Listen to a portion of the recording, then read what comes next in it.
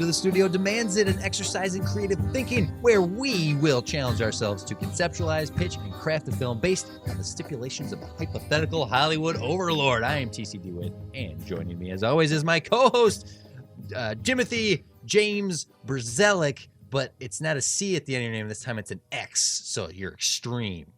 Hey, Jim. Extreme! All right, what are we doing here? We talk movies all the time, and in particular, we like to complain, like good nerds do, about the choices that blockbusters make, and we very much think we could do a better job given the opportunity.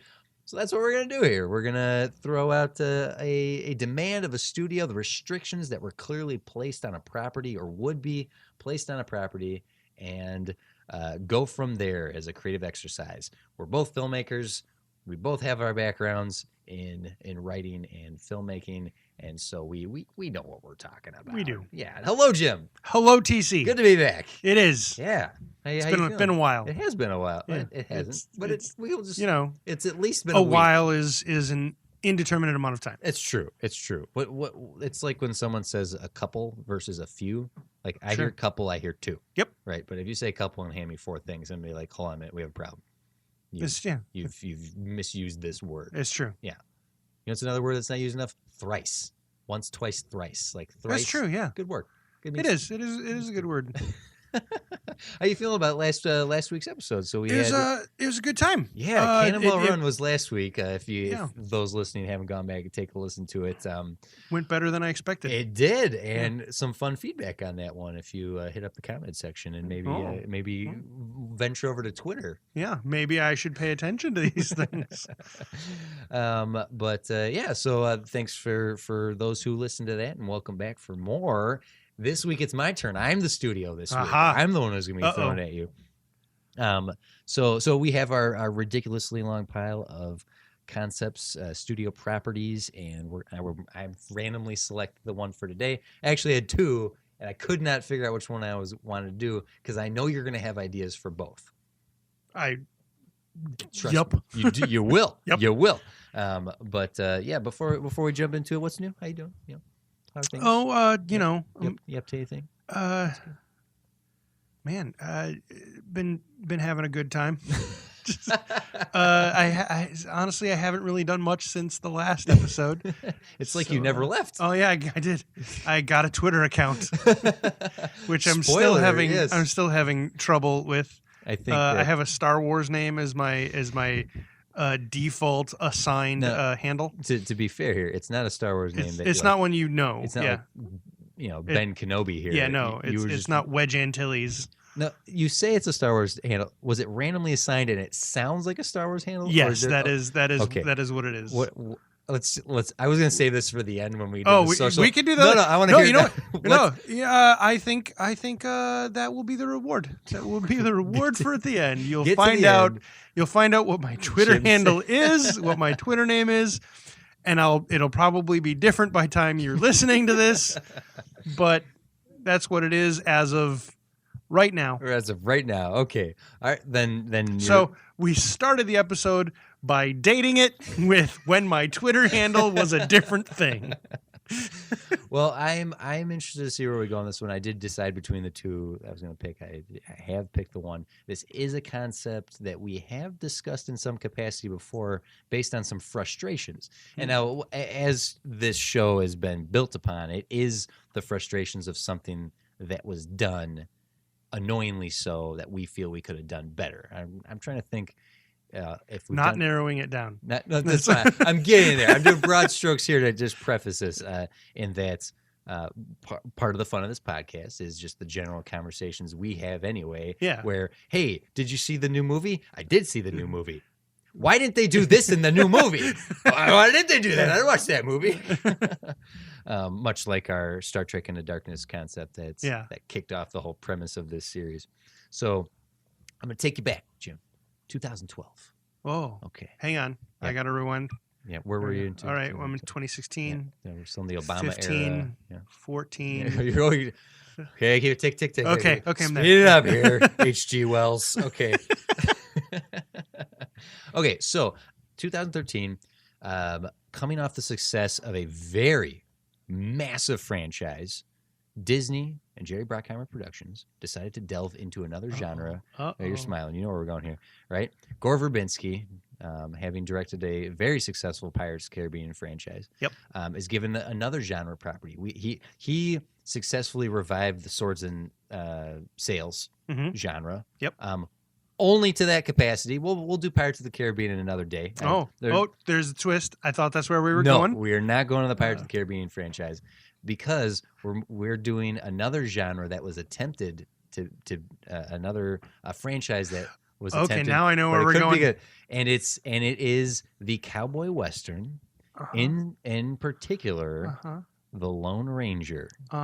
The studio demands that you give us another Pirates of the Caribbean franchise, that you give us the Lone Ranger as a trilogy franchise, and I am putting this upon you, Johnny Depp has to be involved in this movie. Okay. That is the studio demand. It comes straight from Mr. Bruckheimer himself, straight from the mouse.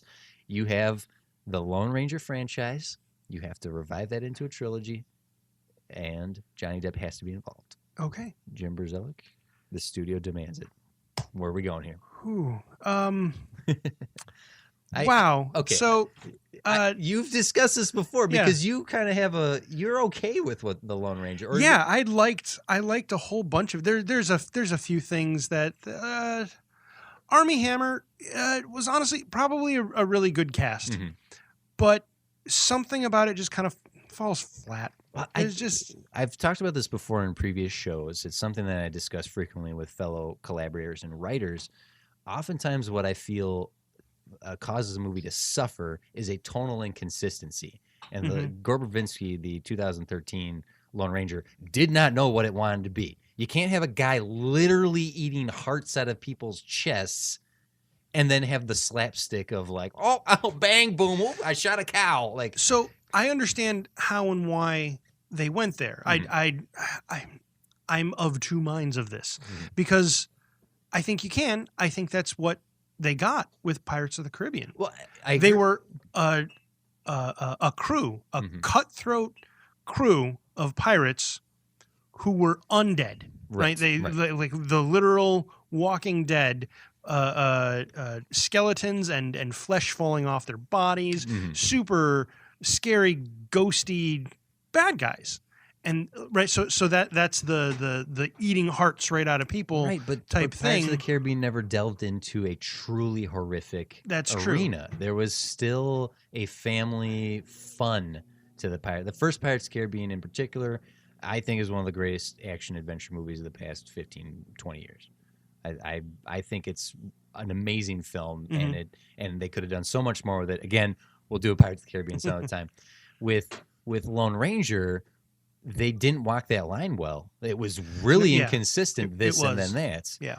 And how do you resolve that? Like, where do you go with this? Now, one part of me wants to say that I want you to somehow conceptualize a Disney, Jerry Bruckheimer, Gore Verbinski, Johnny Depp starring Lone Ranger, right? Yeah. With all the stipulations that they had on the table that got us to where we are. Another part of me thinks it would be way better to do the Lone Ranger as a middle budget movie and just go Weird West and to go to a dark place. Oh, see, my big contention is there's a whole other IP that's very close to my heart that I want to do. So maybe that's where I have a real tough time with this. But I'll for the sake of it, we'll not address that. I will do Lone Ranger. Maybe, I will. We can do this. I can do this. I'm a big boy. I can do this. Maybe we can play in the Weird West later. Okay. But for now, we have to figure out a way to make the Lone Ranger the lightning of the Pirates of the Caribbean franchise. Yeah. I'm going to throw this out right away, how I think I would fix this. Okay? Okay, the studio demands Johnny Depp be involved. Don't make him Tonto. Make him Reed. Just make him the Lone Ranger, okay? I know he's in his 40s, and how are you going to milk a franchise out of him? But they've already done that for 20 years with freaking Pirates of the Caribbean, right? So I don't make him Tonto. Just if you want him to be the star of this damn movie, just make him the Lone Ranger. Why not? I actually thought he was an okay Tonto. Right, but you're delving into some there's some insensitivities of the Native American people, and Okay, fine. Well, if okay, you want to be Tonto, maybe right. I'm maybe this. I could be totally wrong with this. I thought the whole point was he wanted to, albeit in a comedic fashion, wanted to kind of not honor. That's not the right word, but because apparently Johnny Depp has he's some like, ancestry. He's like 164th Cherokee or something like that. It's a Oh, joke. okay. It really Okay. was like an excuse just to put him in another weird role. Okay. I'm saying let him be weird as John Reed. The whole concept of this is to, like, I don't know, but maybe that doesn't work. I'm not like I'm trying to throw that out there as a possibility to solve some of the problems that Well, I see in the existing Lone Sure. Ranger. So I think the problem with that fix is you go back kind of to what you just said, a bit too old to pilot a whole new franchise. Okay. Because you're wanting 3 pictures, a minimum 3 pictures out of this.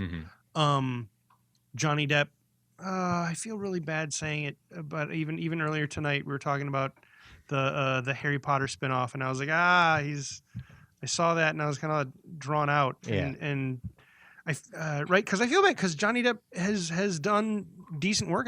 The Pirates of the Caribbean stuff, it's gotten more and more cartoonish. I have issues there as well, but definitely that first one, that's masterwork. Yeah, he was freaking nominated for.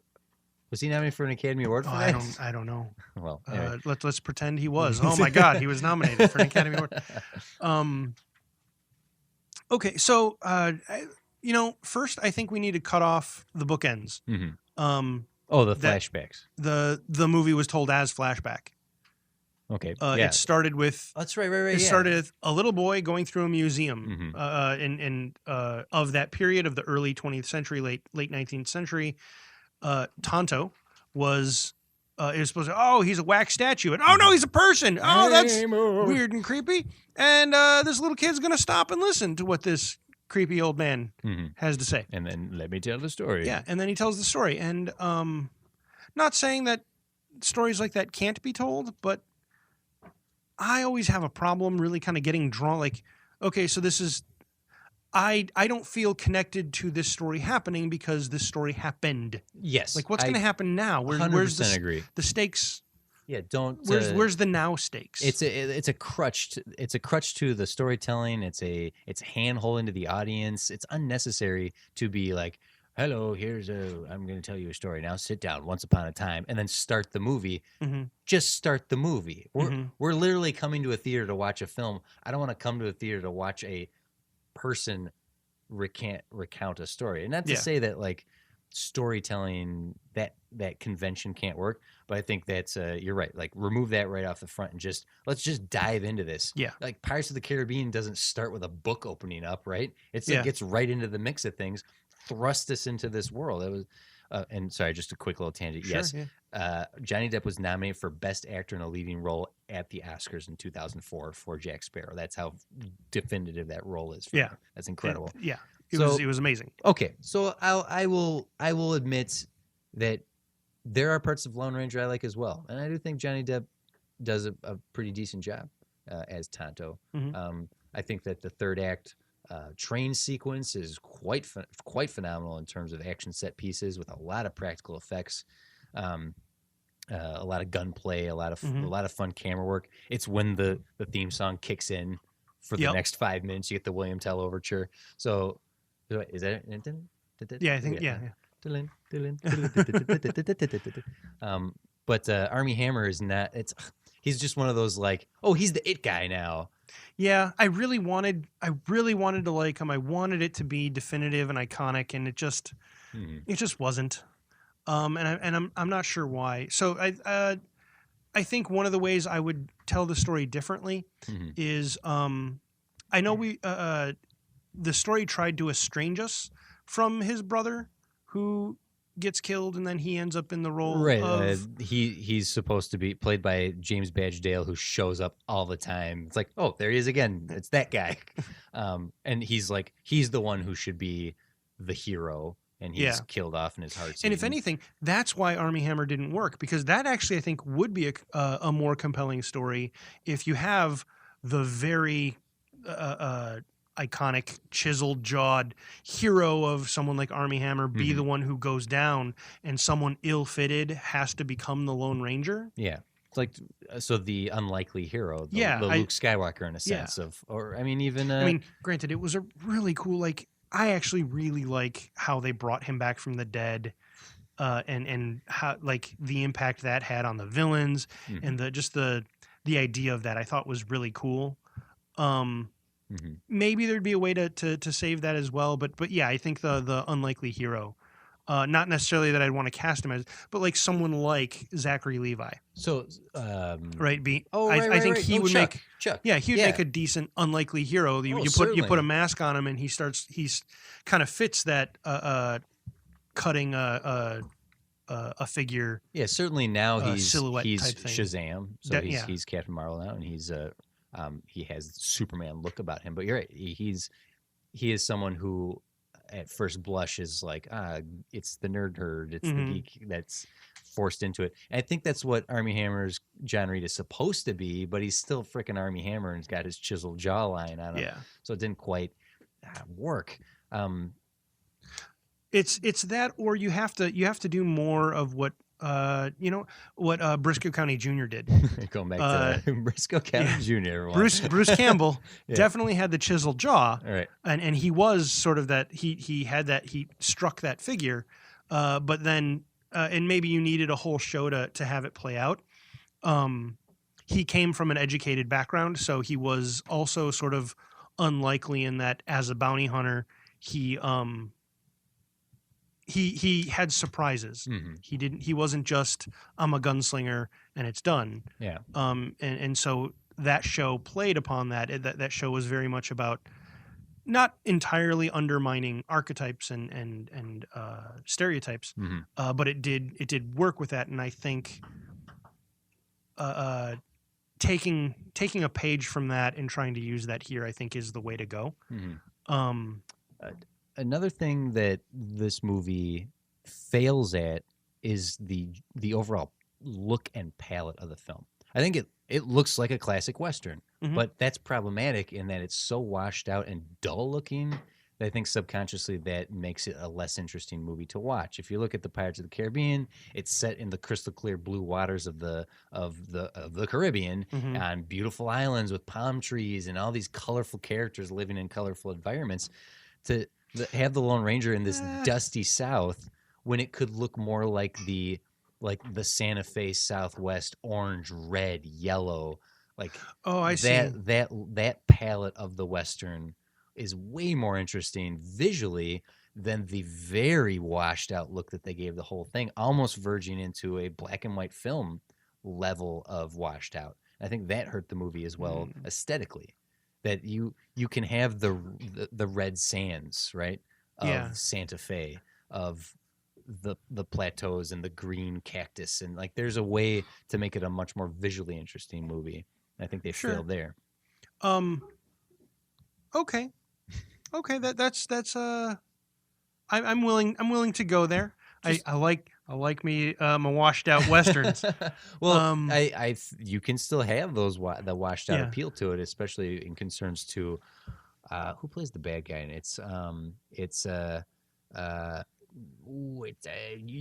you guys know you're messing with, you're dead. It's the guy from Dark Knight. He's Finch. He's in Prison Break. Gosh darn it, he's a great bad guy. He's a great actor, and I think. Yeah, I know who you're talking about. I love that guy. But in his scenes in playing, he was the sheriff in Invasion. It's everyone's yelling at us right now. Just Google it. Yeah. So really, I'm spending a lot of time here just criticizing the existing film as opposed to fixing the film. And so let's play in that arena. I Make think this movie better, right, Jim. I think we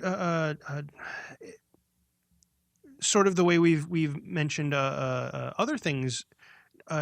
Don't change up the words where they're getting worse. Don't change up the formula. Follow the formula. I think Pirates. I think they tried following the same formula as Pirates of the Caribbean, but I think they changed a few too many things. Like maybe I'm not remembering, or maybe they just weren't enough. William Fincher. There you go. There weren't enough people to play off of, right? Like, well, you don't have a ship of people. As opposed, like in Lone Ranger, it's just Tonto and John Reed. It's the Ranger and Tonto. Well, it's the characters of note, or Tonto, Lone Ranger, the female lead. Right, it's Rebecca Reed, which is his sister-in-law, but obviously there was a history that maybe they should have been together the whole time. But she was also in the scuffle and stuff. There was the kid. Right. Tom Wilkinson plays the turnaround bad guy in the end. So that's not as deep of a cast if you look in at to go to Pirates of the Caribbean to. If you want to recapture that, then you need more of an eclectic group of characters. Yeah. How do you? So what you do in a Western, one of the ways you do that is you build up the town that they're in and around more. Or if it's a railroad, a few more of the rail characters, right? Like the engineer could be a comedic plucky character. You have the bad guys, bandit gang, have a few more of them be iconic, right? Oh yeah. If right, like draw from the best, go to Die Hard. All those cronies, sure. Hans Gruber have characters. They are definitive characters. You can line them up, identify each of them. But then look at Pirates of the Caribbean. You have it's Gareth from The Office with the wooden eye and his the other guy. And, but then you also have the musket bearing guardsmen who are also the two dum duo, right? Yeah, having more of the townsfolk fleshed out, having more of the gang of the bad guy fleshed out, and giving the heroes do play in some arena, like visiting Helen Bonham Carter. She runs the brothel that they visit for one set piece. I don't remember that. She has the gun in her leg and comes into play later. I really don't remember, and I love her. Yeah, I did enjoy this movie, and I feel like I'm not giving as much as what the studio is looking for because of that. That you liked it as is. Yeah. Like I love that the bad guys were looking for silver, and it kind of or quicksilver, I think is what they ended up calling it. Which is actually mercury, but that was making them crazy. But it was supposed to be silver. Now I'm not remembering it right. But they killed the Indians over it. Their greed killed the Native Americans, and that's why Tonto's on his revenge. Yeah, and also why Tonto is a little crazy himself because of the trauma made him go kind of crazy. Talking to a bird. Yeah. See, that's a fun gag to me. I feed the bird. What?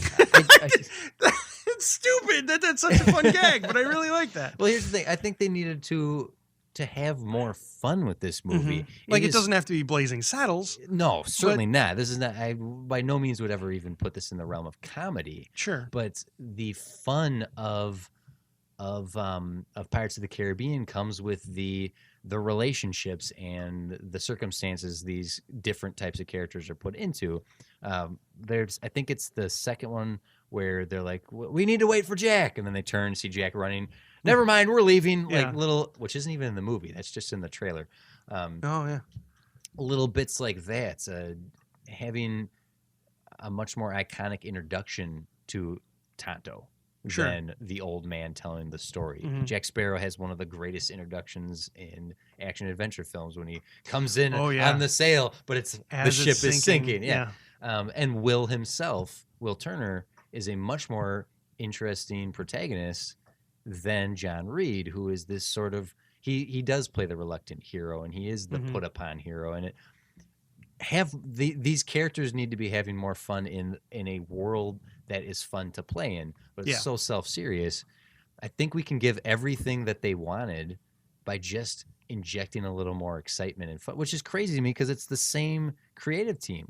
How Gore Verbinski would go from something like Pirates of the Caribbean to even like something like Rango, which is a Western, and a really well done one, at that. And then get Lone Ranger. Johnny Depp was Johnny Depp. How did they get this so wrong? I just want to talk about Rango now. There's a freaking Clint Eastwood cameo voiced by Timothy Olyphant. No, it's a whole different thing. It's a whole different thing. Timothy Olyphant. Oh, yeah. Would have made a really good Lone Ranger about 15 years ago. Oh, yeah. So so here's the demand. The studio wants this. The studio wanted this to be the beginning of a new franchise, and it failed. Yeah. What can we do? We can still give him Johnny Depp as Tonto. We can still even put Armie Hammer in the lead role. Fix this, Jim. That's what I'm trying to tell you. I think okay. Yeah. Even given that, right? Even with those stipulations of it still has to be Armie Hammer, still has to be Johnny Depp. Honestly, we can keep all the story. We need to fill out that world. I think that's what did it. Pirates of the Caribbean worked as well as it did because that world felt alive. We wanted to see more of that world. And with this, it's to A to B to C, and we're done. Why visit this world again? What would we do? We're going to see more of the feeding the bird. We're going to see more of we got what the Lone Ranger does. What else? What new things are you? The movie didn't really show us the potential of that world, and you know what? That might have that could go toward what you were talking about, that washed out feel, because that washed out feel, I think, comes from a few things. Probably one, the technological limits of films of the past, but also certain westerns, like the spaghetti westerns, specifically tried to elicit a washed out feel because they were trying to make a desolate,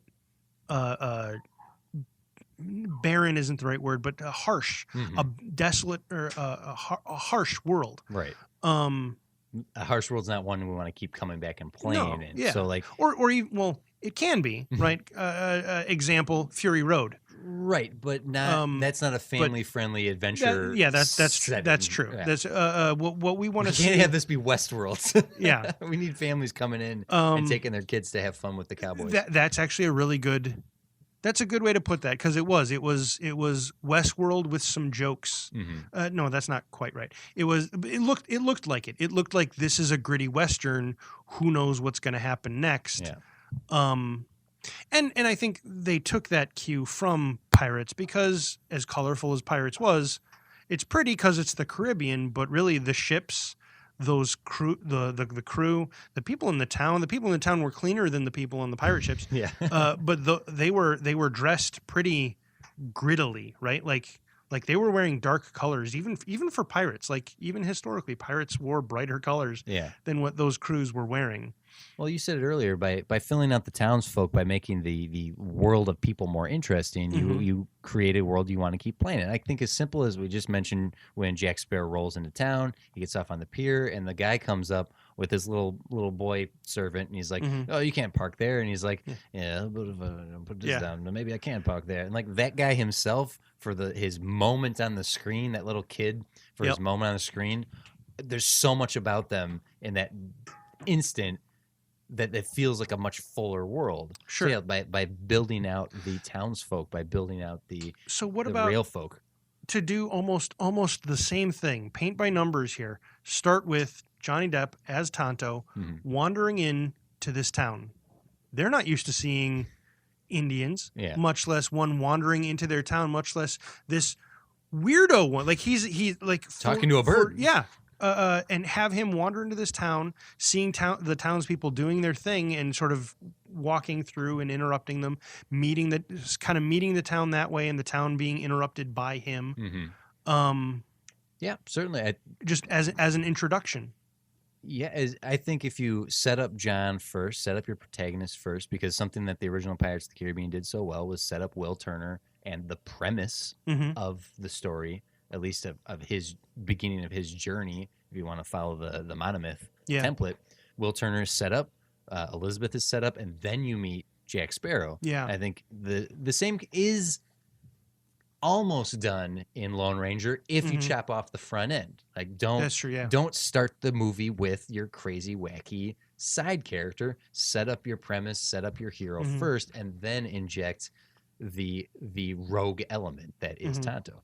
So it's like a restructuring of all this existing stuff, little things like that, by repositioning the opening or readjusting the ocean. Yeah. Feed the bird. Heck, if you want, would that be to change the story up to take the town and the townsfolk, bring them a little more center, take that whole notion of Lone Ranger, do a lot of the story the way it goes. You got to get to that train fight somehow. I'm not sure how to do that. Well, I think the premise still works. The notion of so the Lone Ranger, right? It's supposed to be this guy all alone with his sidekick fighting all these bad guys. Yeah. What if the sort of the theme of it is no one fights alone. So the town comes to his aid. So the whole town helps fight off the bandits in the end. Yeah. And there is a little bit of element that existing with Helen Bonham Carter coming in and helping in the end, but she just is more or less a deus ex machina of setting off the powder keg that launches the whole final set piece, getting them more active in it, making, and the studio, come on, we're telling you can have more Helena Bonham Carter in here. There's no downside to this. She's great. You can sell a movie with her more in it, right? We've kind of walked ourselves exactly where we need to be in terms of like fixing this film, because it is those like minor things that by making it look prettier, by bringing more life to the characters, we've fixed the film enough that you can sell it better. You can sell it as more of a fun film. You can sell it more to a family, like you're in for something fun and not like a grim Western. That we could meet all the demands. Johnny Depp can still be Tonto. I know I launched into this being like, make him the Lone Ranger, but you sold me on it. I think that's it. That's how you fix this movie. And at least offer yourselves a chance for a second one. Because another thing that they did in this movie that they don't really explore is lean into the spiritual, like the ghost element of it. He literally got brought back from the dead, right? So we have a guy eating hearts for magic powers. Yeah. Lean into that. We had walking, talking skeleton people. I would love to do that. I think that might have been one of the things they were trying not to do. They always allude to magic powers in Lone Ranger, right? But they never verify them. So when he came back from the dead, he didn't literally come back from the dead. He came very close to death, but then I think it was Tonto pretty much nursed him back to health, right? And nobody knew that. I'm saying lean into that. One of the great things of Pirates of the Caribbean is that it's a magic movie. It's all about magic. Yeah. Right? Each one of those movies. And it's fantastical. And I think that fantasticalness is what we want more of. And I think that ends up being a limitation of the property. I think that's why they didn't do that. I think that's studio. I'm telling you. That's what you missed, was leaning into a lot of what made Pirates of the Caribbean work and just trying to repeat that fully. Just go for it. Okay, this is what I want to do. I want to take a break here. Because I want to delve into a new territory here based on where we've gone so far. Yep. So let's take a quick break here. We got an ad. Ads are fun. Don't worry. We'll be real quick. We'll be just going to go right here and then we come right back, right? Yeah? Yeah. Cool. Throw us to the ad. And ad. No, what? You're fired. Real good at this.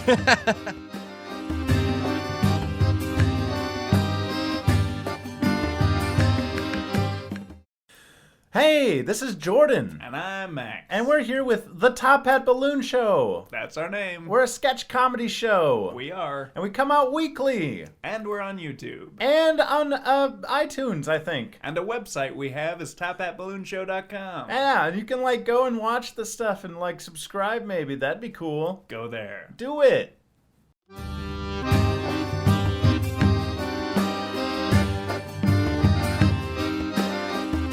You threw it to the ad so well. I was just maybe I'll have you do it every time. Yeah, that's a really good idea. Okay, so I know this was a topic we've discussed before, and that this movie, that the Lone Ranger that exists, isn't terrible. It just didn't have. We've discussed it had missed its points, and it definitely couldn't find the audience it wanted to make more of these movies. I would have liked to have seen more. Oh yeah. So let's go into a new territory here, because I want to move the studio over a little bit. Okay. Let's remove Disney from from this program, from this concept, right? Sure. Jerry Bruckheimer's maybe he's still involved, but this is not a Disney property anymore. Okay. I'm going to offer this up as a studio on demand of a smaller studio. It's got to be the Lone Ranger. Go nuts. Okay. So now you discussed earlier, like, oh, if you go Weird West, you'd go all in on the Weird West. Yeah. I'm saying, hey, we got the Lone Ranger. What are we going to do with this? Right. Sure. Example of this, we referenced 21 Jump Street last week with the Cannonball Run episode that Phil Miller and Lord came in and did what they did with 21 Jump Street. 21 Jump Street of all properties, and turned into this amazing action comedy. I mean, after we even referenced Dukes of Hazzard in the same one, and the thing is, Dukes of Hazzard came out sort of at the peak of the hey, let's take old properties and refurbish them as modern movie comedy movies. Yeah. 21 Jump Street came well after that whole fad, and so it was like the concept of doing that was already, frankly, kind of eye-rolling. Yeah. And then for them to knock it out of the park the way Somehow. it was. So what I'm saying is that you can have the Lone Ranger and you can do anything you want. Now, something that has been on the table for a while now, I don't even know if it's in production right now, is a new Zorro movie. But it's set in the future. It's future Zorro. I really liked Mask of Zorro. Oh, I thought that was a great movie. 100%. You will not hear an argument from me. I don't know how it didn't franchise. Well, the second one's kind of crap. There is a second one? Oh, it's the Marcus Zorro. But that Antonio Banderas, Anthony Hopkins, that first one, so good. Precursor to Pirates of the Caribbean, Yeah. as good as. Oh yeah. Antonio Banderas, Marcus Zorro is awesome. That Mask of that's what this Lone Ranger should have been. Oh, yes. Yeah. How they didn't just capitalize on Pirates of the Caribbean and just get Martin Campbell in there, just do what he did for Marcus Zorro, Mask of Zorro, I don't know. But with Zorro being future Zorro, sure, it's like we have the Zorro property. Let's literally do anything the hell we want to do with it. So Disney's off the table. You can go rated R with this if you want. Jim, the studio's demanding you take the Lone Ranger property and go to town. What would you do with the bare bones of what already exists? John Reed is killed and brought back from the dead by Tonto, who's on a revenge kick for the people who killed his entire tribe over silver. You can go to town here. So give me a property. Give me the Lone Ranger as a bankable film. Middle budget. Let's have some fun here. What would you do with Lone Ranger? Because you alluded to it before. You love the Weird West. Yeah, I do. Go there. Come on. Let's talk about this. There's this whole other IP. It's a role playing game called Deadlands, and it's built on the entire notion of Western horror. And they go to town, right? There's zombies. There's silver doesn't drive men mad. There's this whole other thing called Ghost Rock that drives men mad. But they search for it, and there's mad science, right? Because the sort of the industrial age boom that happened. Not exactly steampunk. It's exactly steampunk. Okay. There's a whole steampunk angle, of course, tinged with horror. So as like well, zombies. So like Wild West. imagine Wild Wild West, but awesome. Like what? Like the Will Smith Wild Wild yeah, West? Yeah. Like take some of the weirder stuff from that, but then put it in Mask of Zorro, and with a nice sprinkling of Night of the Living Dead. Okay, there you go. And I'm already interested in something like this. Yeah. That's the world that I live in. Well, here, let me preface even further here, or like delve into an area. The Western genre as itself is one of the most failing genres to now, right? Once upon a time, it was the only genre, right? Like the way we see superhero movies exist today, where it feels like a glut of them, and like this is the last. This is gonna tip us over the edge. We won't get any more superhero movies after this. Wrong. We're just gonna keep getting them until we finally hit that tipping point. And that's what Westerns were in cinematic history. There was a spell where every freaking movie, they go, oh God, another cowboy movie. Give me a break here. Yeah. And it reached a breaking point where now Westerns just fail. Like, well, they will, or well, not even or. It's and they're art house movies, right? Like the best, like the most high profile you could get, I think, would be Hateful Eight. But beyond that, yeah, it's like cowboy westerns are indie flicks. They're Mhm. low budget. They're not mainstream films. Yeah. You talking about Weird West? You are delving into a territory that people love to this day, which is horror is huge, Mhm. and mainstream horror keeps finding its legs in the dumbest things like the Resident Evil franchise or the Underworld franchise. So there's clearly an audience that freaking Walking Dead isn't just doesn't even have a spin-off show. They're doing spin-off movies now, okay? I didn't even know that. I didn't even know. I don't want to. That's ridiculous. Yeah, they're taking a character and being like, okay, they're just going to have a movie franchise now. They're going to do Wow. a trilogy of films with The Walking Dead. That's how people still love zombies. So Yep. going into the Weird West, playing in Deadlands, Mhm. you would have an opportunity, Jim. I'll even let you direct this damn thing. Yep. Just make some money with the Western, and you have the Lone Ranger as your property to play with. Okay. So go nuts. I think what I do with the Lone Ranger, I don't know if I do an origin story. Mhm. Honestly, I just jump to him already being a thing. Okay. Just the Lone Ranger exists. Yeah, because it is definitely a cool backstory. Like until I saw that movie, I didn't know that the Lone Ranger came back from the dead Mhm. to avenge his brother's death or even any of that.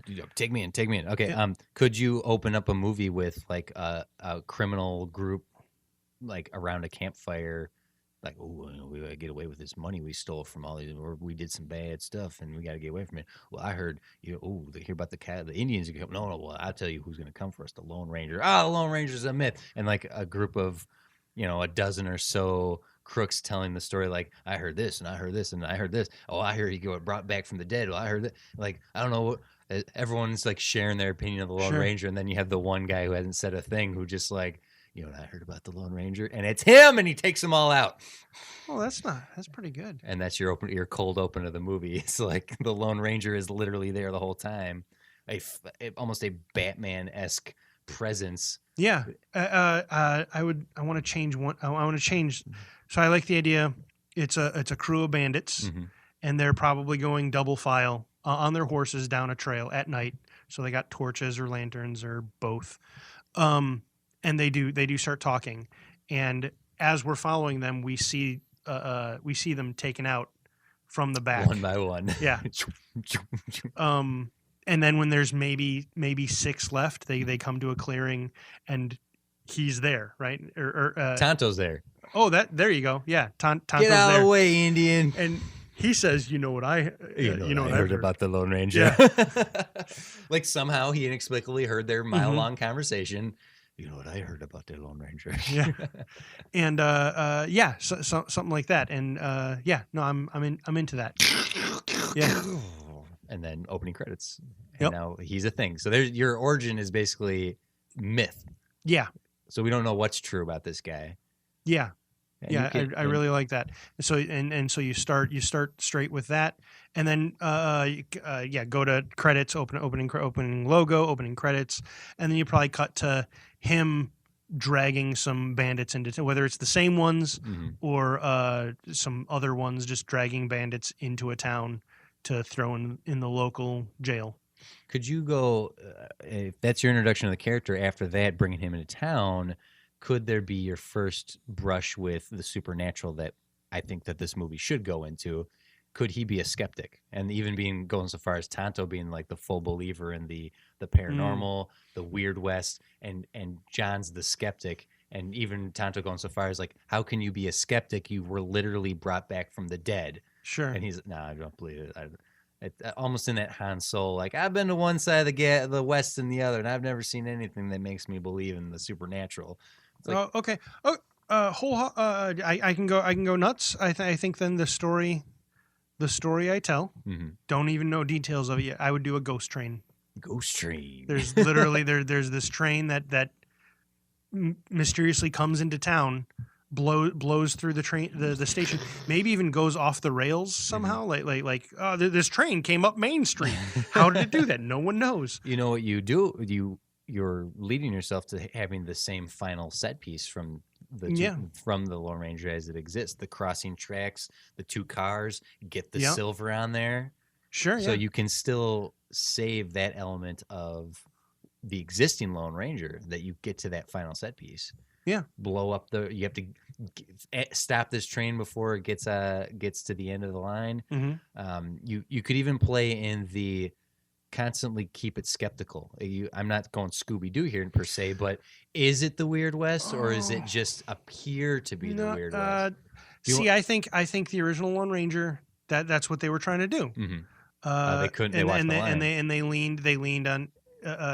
Factually, it's not. In actuality, it's not supernatural, but it seems like leaning whole in. I think. Okay. No. Go ahead. If we're gonna capitalize on the success of what Pirates of the Caribbean did, there is the rumor, and then you best start believing in ghost stories, Miss Turner. You're in one. So if John or maybe the love interest character, his sister, his brother's wife, there's the ghost train. Yeah, the ghost train, and it's full of bandits. Yeah, and they rob towns. Yeah. And then the train takes off, mysteriously disappears. Mm-hmm. Lone Ranger finds the train, gets on it, and is like, I'm going to find out where they're going. I'm going to go back to where their base hideout is. And it goes to hell. Oh, the bandits and the train, they're from hell, and they're robbing towns. That's your first act twist into like, oh no, this is a ghost train. Yeah, these are ghosts. They are the damned from hell. Yeah. Now and then there you go, and then it's a matter of like, well, how the hell do I stop them? Yeah, I don't know. I want to see this movie to find out how they stop them. Okay, so this sounds way more fun, and I agree. Go all in on the and as far as like what we were talking about as far as opening the world, like, oh God, if that's possible, yeah. What other adventures does this crazy man go on? Werewolves. Easily, yeah. The Wild West werewolves, yeah. Why not? Not vampires. Come on, don't. Vampires I've seen done a lot. Actually, I hated the Western genre when I was growing up, and one of the first stories I thought of was actually a Western. I'm like, I'm going to make Westerns likable, and it was actually about a dentist who comes across some vampires. Oh, that was Wild West dentist. Yeah, that was right because dentistry was quite new at the time. Yeah. So that was that was my first turn toward Westerns, and in the IP that I love, Deadlands, there's actually a one of their more popular stories is adventures is called Night Train, which is about a train that comes into town. And I'm just going to spoil that whole story for you and all you listeners. It's basically a train full of Nosferatu. And when they unload, they basically suck the town dry. Like they kill everyone in the town, get back on the train, and take off. And they and the cars are like sealed so no light gets in. And then they just hide off on a spur so no one can find that train. And the heroes have to. Well, okay. If you have a ghost, stop them. But I like this ghost train idea and going to hell. Yes. And, I'm burping up a storm here. I'm sorry about that. The silver still being some sort of MacGuffin, like collecting the silver. You could still have the mayor of the town who is a traitor to his people and is actually you could still have the death of the tribe that Tonto like. Now, maybe not. Maybe that's delving too much into the origin story aspect of it. And I think I like the idea of the Lone Ranger just exists. And maybe it's better that he just goes town to town around the West, and this just happens to be where he ends up now, dealing with the ghost train. But setting that up to explore the West further by having werewolves be the second movie, right? And that one, that one writes itself, right? It's bullets. Literally it's a wolf pack. They're a pack of bandits, and they're werewolves. And silver bullets, so much fun. So where do you go with the third one though? I know I said I don't want to see vampires. Give me something else besides vampires. Sure. Well, if honestly, it kind of sounds like we're slowly moving as we're moving toward less overtly supernatural thing. The first one, we took a ghost train to hell, like right, like it's full of demons / undead bandits, and he has to fight all that and stop it. Yeah, right. there you The go. second one, werewolves. Werewolves on the, that sounds like a big deal, but I fought a ghost train that went to hell. What do you get? Whoa, bring on the dog, boy. Come on, we're doing this. Yeah. So maybe with the third, like, right. So that maybe the whole angle, the whole theme of where we're going is, in the end, humans are the worst ones. That's the third one. Is that okay? Well, It's then, like it isn't supernatural. could it be a circus then? Like the third one is just the freak humans. Sort of. I have a weird relationship with that theme. I'm okay with the freak show and circus and stuff. Yeah, but like mixing them in, or just kind of dropping him in as the bad guy always feels weird to me. Okay. Like as their own thing, it's cool, but using them as a Okay, actually, thing like this, it feels. Strike that. Let's not make the circus freaks bad guys. Make them. Well, actually, going with the theme of most westerns, what you do is you have encroaching civilization. Something. What can we bring from the east that is somehow destroying the west? That is worse than Trains from Hell. That's worse than werewolves. What would be electricity, telephones, some sort of like you had referenced Wild Wild West earlier, having the steampunk like giant spider machine. Sure. There's got to be a better way to do that than what we got from Wild Wild West. Having some sort of electricity super weapon that's blowing towns away. Yeah. So they're dealing in like Wild West sci-fi. I know you love Tesla. You have a chance to play with Tesla and Edison. Yeah. Make Edison your bad guy. There's your third bad guy. That's a third movie bad guy. TC. That's a whole other.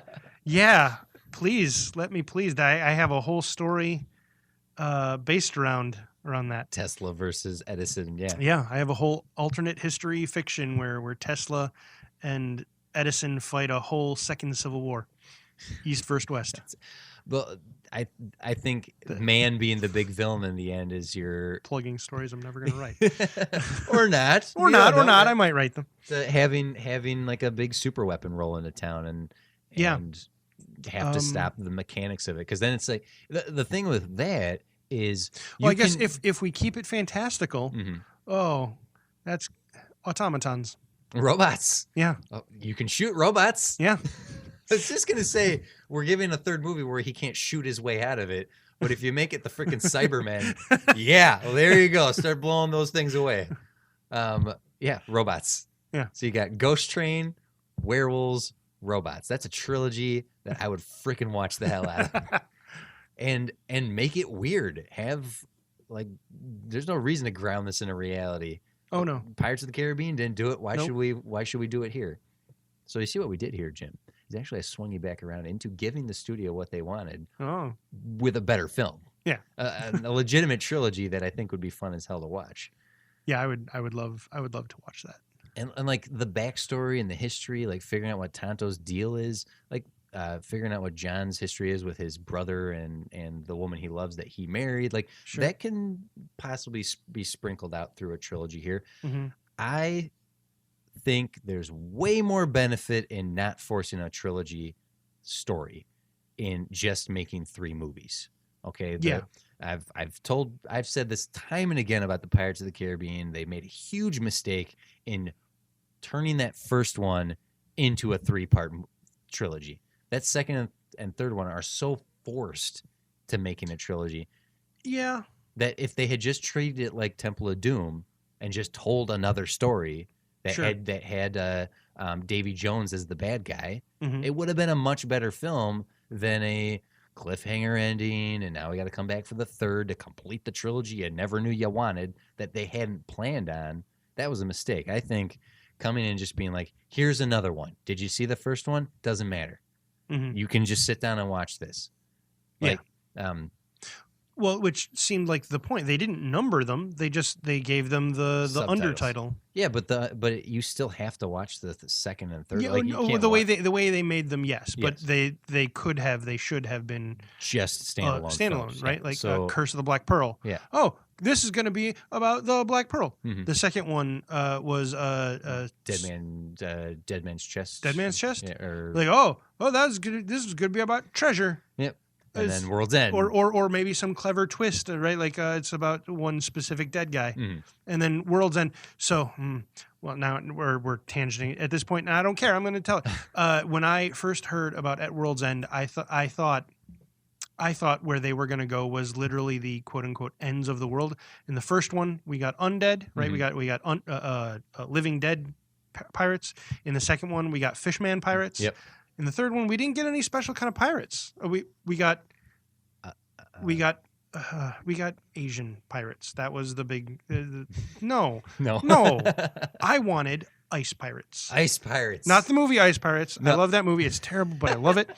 But like, It's a different studio demands it. yeah. I thought the edge of the world, right, was going to be the Arctic or Antarctic. And Yeah. Well, they did technically go there to rescue Jack. a little bit, yeah. They did a whole flipping the world, end Yeah. of the world thing. But that like, wasn't the I whole thought, point of the yeah, movie. I thought it was going to be these big old ice ships Well, look- that can't sink because you can't sink ice, and there's going to be like abominable snowmen or pirates made of literal ice that they had to fight. Well, let's go to the Lone Ranger and Sorry. play it. Can we have cactus men? Can we have sand people? Can we have Sand people we could have. Yeah. Cactus Men is well, actually, I could think of a way to do that. It sounds ridiculous, but I think there would be a way to do or that. maybe Tonto's like trying to get directions and like cactus or like YMCA directing. Yeah, no, him. see that's where that's. But like if you have like creepy cactuses and then like it turns like some eyes open, you're like, oh god. Yeah. Like I think you could get something there, but sand people Mhm. definitely work. They walk single file to hide their numbers. Yeah, Shots are too I mean, accurate of these stormtroopers. I don't know where you put them into the three movies we named, Right. Well, but we could do. Oh, he has to get their help to stop the robots. Ooh.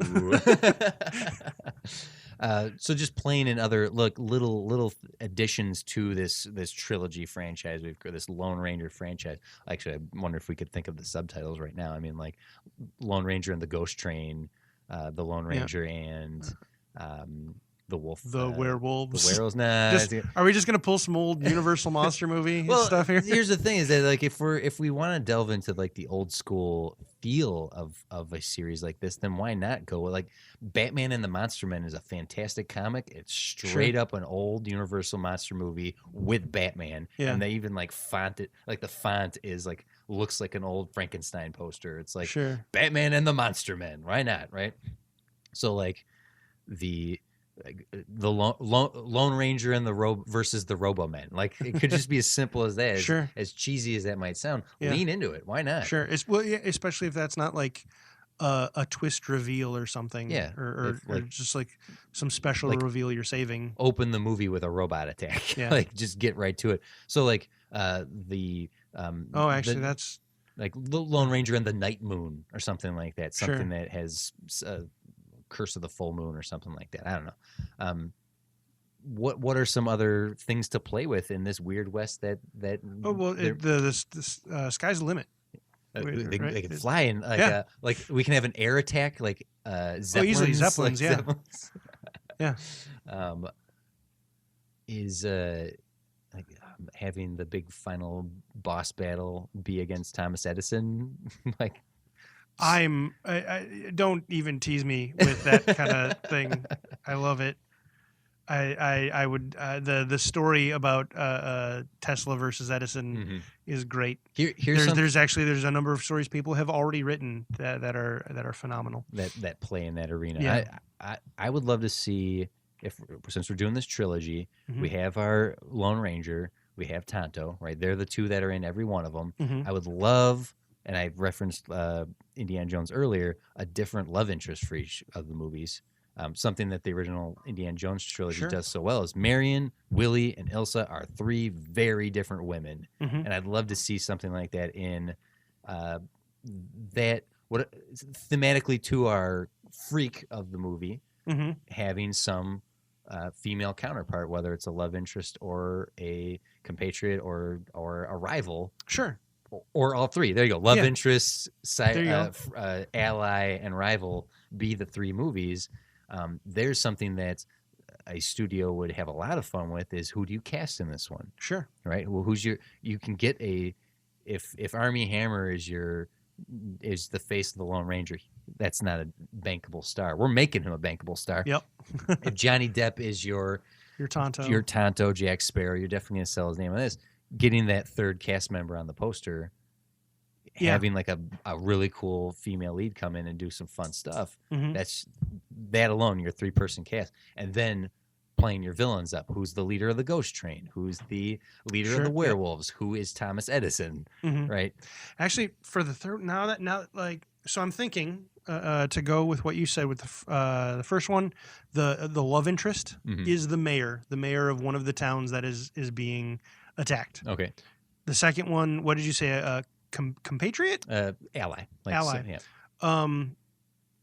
So it's someone who knows how to hunt werewolves, Okay. There you go. Wolf right? Hunter, So at first everyone thinks she's crazy, yeah. Mhm. but she knows what she's talking about. And she has a 'cause- backstory. Werewolves yeah. killed my family. Yeah, I know there you how go. I know how to stop them. And then in the third one, maybe Thomas Edison is the guy behind everything, Mhm. but the person who's actually running the robot men is your villain. It's your villainess. Your villainess. Okay. Yeah. Like his She's the one who actually created the robots. Oh, there you go. He's the face man and she's the brains. And Sort of, yeah. so is it a matter of like Well, because Thomas Edison, he did invent a couple things, but he mostly just took stole credit for other everybody people. else's, yeah. So having John's story, the Ranger's story in this is like, can he save her in the end? Like Oh no, Elsa. I wasn't thinking that. Just going head to head with it. She's the bad guy. Yeah. Okay. She uses knives. Our wolf girl shoots. She's got like a rifle, like a badass rifle. Like, Yeah. okay. So here's one more little variable I'm going to throw out there. Since Okay. we're away from the Disney label and we can literally do anything. Mm-hmm. First, actually, before I finish that, I think we've come up with a trilogy that Disney would make. Yeah. I think we're safely I in the think so. territory. You can and you could still do all these things without going whole hog R. Yeah. So take.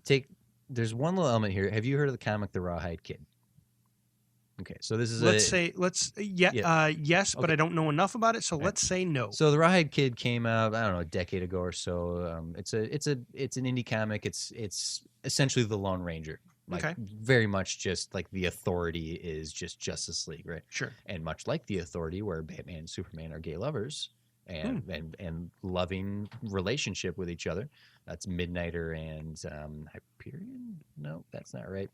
I'll believe you. Apollo. There you go.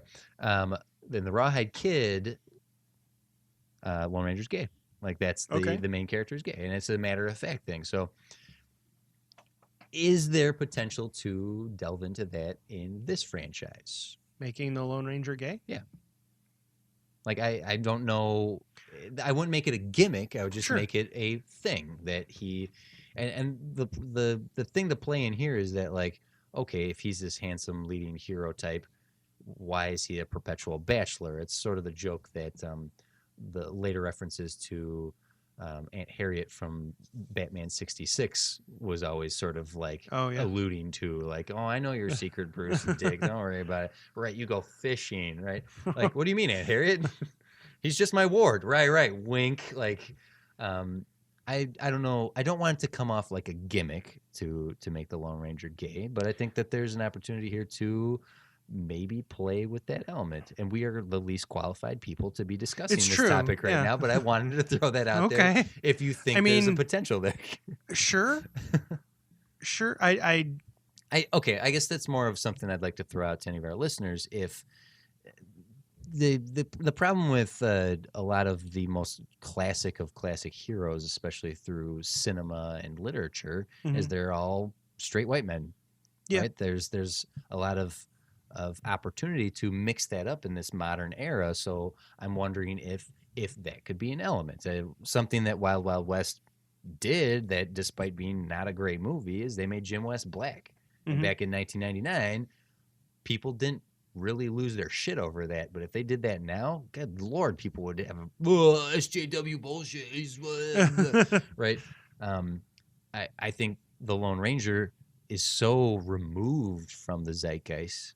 It's that's our grandfather's hero from back in the day. It's not like our dads even like were in love with the Lone Ranger. So why not find a way to mix it up? Sure. I think that same element that would complain about Wild Wild West now, I think they'd complain as well. But that's not who we're trying to please here. No, we're not. We're off. See, there's the thing was like trying to appease the studio and get the most money out of this because that's what it really comes down to, as we've said before. Yeah. Risking that. Well, I don't know. We might put some people off, or being brave enough to say, you know what? No, we're going to corner the market on a group that's underrepresented. Sure. Something that I will. I was very happy with what they did in the most recent Fantastic Beasts: The Crimes of Grindelwald. Is that they leaned into Dumbledore and Grindelwald having a relationship. They did not shy away from that. Oh. They were like, "Yep, this is a fact." All right. I kudos to them to lean into that. It's like, sure, yeah, why not? Let's not make a big deal about it. It is. Sure. So yeah, maybe that's something more out for the audience here. Is there an element in this style Lone Ranger that you would mix up, make him of a different ethnicity, make him of a different sexuality? Is there something there to play with? Could Tonto be Could Tonto be female? Like there's no the studio demanded Johnny Depp. Yeah, it's true. Yeah.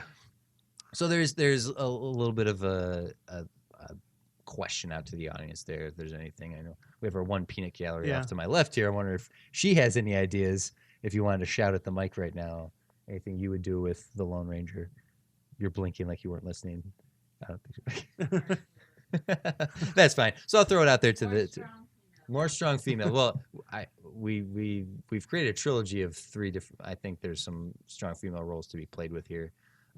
Let's say Helena Bonham Carter's still involved as like the of course. Bordello Well, owner. of course. Yeah. Oh, I was assuming that already. Yeah.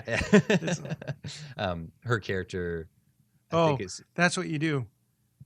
So you bring up you have the Bordello be it's not in a town. It's just sort of this place out on its own, and that's the one place that they keep visiting in each. That's your go-to set piece. Yeah. Like come back to that. Yeah. They're more or less home base. Yeah. Okay. Well, any other thoughts to have here? I think what happened here was really nice. I threw out the Lone Ranger to see how we could fix it. I think I spent more time criticizing it for what it wasn't. But I think we found our way back to crafting what I think would be a really fun. Cool trilogy. It'd be a lot of fun. There's a lot of fun to be had here, and I can even think of what the teaser trailer for this would be, right? Like you got a sweeping shots of the Lone Ranger riding up again to the side of the back of a train, right? And climbing up on the train. And get the big sweep. Dun, dun, dun, dun, dun. That's the Magnificent Seven, but and he's running across the top of the train, and a tunnel's coming up, and he just throws himself down on top of it, and then he's in the dark, and it's like da-dun, da-dun, da-dun, light, and then he comes out of the tunnel, and red flames are glowing on his face, and he stands up, eyes going wide, and then you do a reverse, and he's standing on top of the train, and you're seeing him from behind, and there's hell in front of him, and he just unclips his gun and pulls it from his holster, and then a brand goes across the screen, burning everything away, and it says, the Lone Ranger and the Ghost Train coming this summer. Yeah, I like that. Let's make that happen. Let's make it so. Number 1. And you're volunteering to direct, right? Oh yeah. Yeah. Okay. The studio is demanding someone cheap, so will you? I will work for free. Just let me do it. So yeah. Any final thoughts on the Lone Ranger as a property? I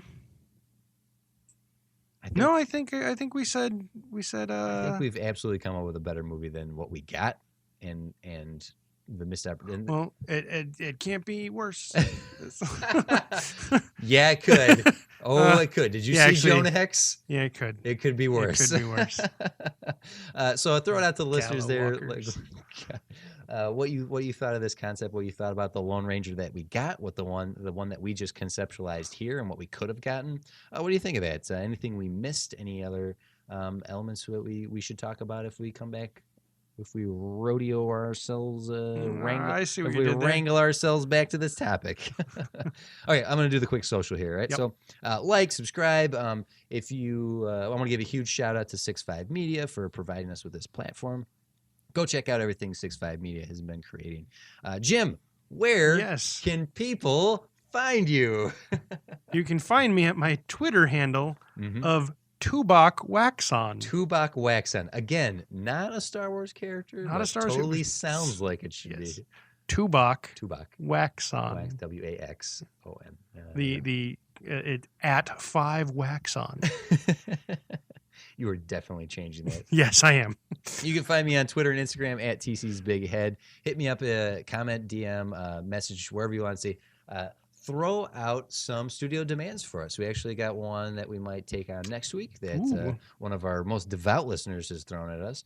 But we would love an opportunity to take on a topic that we've literally had no time to think about, as opposed to one of us at least giving it an iota of thought before we jump into this thing. But that is it. That's it for this episode. Thanks, Jim. This was fun. It was fun. I like thinking about westerns. I knew you would. I really do. I'm glad that you indulged me in playing in this topic right now. Lone Ranger and the Ghost Rails. Oh, the Ghost Rails? Yeah. Well, what about Ghost Train? Can we Ghost just go Rail. straight up call it the Ghost. I was trying to get a little fancy with it. Yeah, I think people will be confused. Rails. Well, what's confusing about that? Trains use rails. No, so are like handrails. I'm confused. Remember, Jim, the audience is stupid. Not our audience. Our audience is brilliant. We love our audience. It's true. But we're talking about the studio's audience. The studio thinks the audience is stupid. They thought we would accept Johnny Depp as a Native American Indian.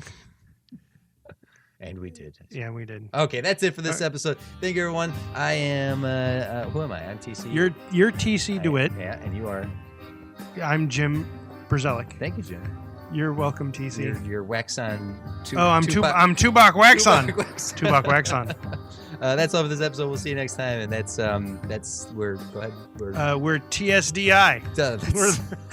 Yeah, I remembered that one. I don't know if we are the studio demands it. No, TSDI. Wait, no, are we not that? No, TSDI sounds like something you contract. Yeah. Thank you for listening, everyone. You have contracted TDSI. We'll see you next time. Oh, I got an itch. I got a burning. What? You got some TSDI. Yeah. You're gonna want to stay home for a little while. Don't go near people. Don't go near people. Not with TSDI.